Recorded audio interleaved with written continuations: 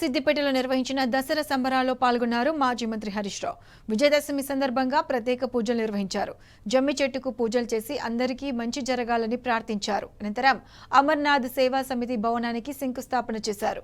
సామాజిక సేవకు అన్నదాన కార్యక్రమాలకు సిద్దిపేట నిలయంగా మారిందని హరీష్ రావు తెలిపారు.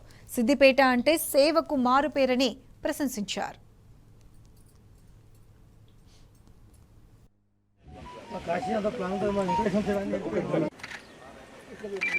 Okay sir okay sir okay sir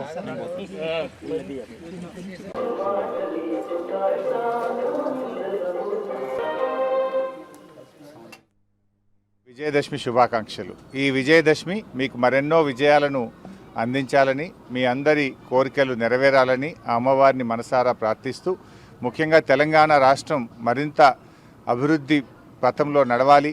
ఈ రాష్ట్రం చిన్న రాష్ట్రమైన, కొత్త రాష్ట్రమైన ఇవాళ కేసీఆర్ గారి నాయకత్వంలో దేశానికి దిశను నిర్దేశించింది. ఇవాళ అనేక కార్యక్రమాలు తెలంగాణ ప్రభుత్వం చేపట్టినటువంటి కార్యక్రమాలు దేశానికి మార్గదర్శకంగా నిలబడ్డాయి.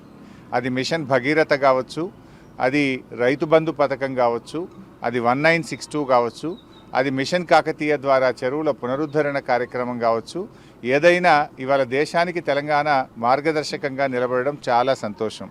నిన్ననే కేంద్ర ప్రభుత్వం ప్రకటించిన ఫలితాల్లో దేశంలో రైతు ఆత్మహత్యలు గణనీయంగా తగ్గించినటువంటి రాష్ట్రం తెలంగాణ రాష్ట్రం. 95% రైతు ఆత్మహత్యలు తగ్గి రైతుల ముఖాల్లో చిరునవ్వును, ఆనందాన్ని తెలంగాణ రాష్ట్రం నిలిపింది.